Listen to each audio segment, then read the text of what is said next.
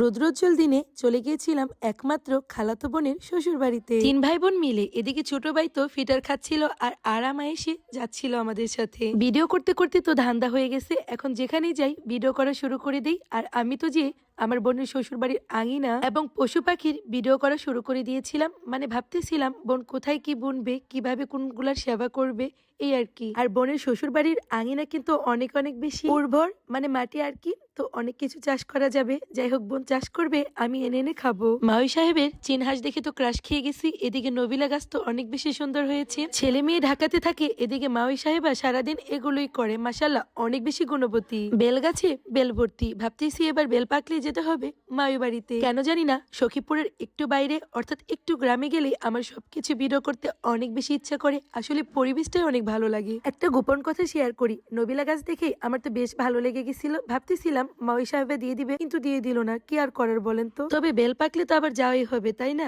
মাওই বাড়িতে, তখন না হয় নিয়ে আসবো। আর আজকে তো আমার ভিডিওতে অনেক অনেক বেশি নয়েজ যাবে, মানে এক্সট্রা সাউন্ড। এগুলো হচ্ছে পাশের রুম থেকে সবগুলা বসে আড্ডা দিচ্ছে, আর আমি এদিকে ভিডিও এডিট করতেছি। মাওই বাড়ি দিয়ে ঘুরে আসলাম, আপনাদের সাথে শেয়ার না করে থাকি কেমনে। আমার সুন্দরী বিয়ানি বোনের একমাত্র নুনাস বোনকে কানের দুল গিফট করলো, আলহামদুলিল্লাহ। আমার বোনের দেওয়া প্রথম গিফট পলিশ দুলাভাই ওই তো শোকেসে রেখে দিয়েছি, ওদের বাড়িতে গিয়ে খেয়াল করলাম। আমার মাওই সাহেবের ভিআইপি মুরগির ঘর, আমার তো অনেক বেশি ভালো লাগলো দেখে। মহান আল্লাহ তাআলার কাছে হাজার হাজার কোটি কোটি শুকরিয়া আমাদেরকে এত সুন্দর সুন্দর দিন উপহার দেওয়ার জন্য। ওই যে মাওই বাড়ি দেখা যাচ্ছে, টাটা বাই বাই মাওই বাড়ি। এদিকে আমার লক্ষ্মী ভাইটা আবারও আরাম আয়েশ করে ফিরছিল বাসায়। কি পরিমাণে লক্ষ্মী যে আমার ভাইটা, আপনারা না দেখলে একদমই বুঝবেন না। যাই হোক, সুন্দর একটি দিন কাটালাম, আলহামদুলিল্লাহ।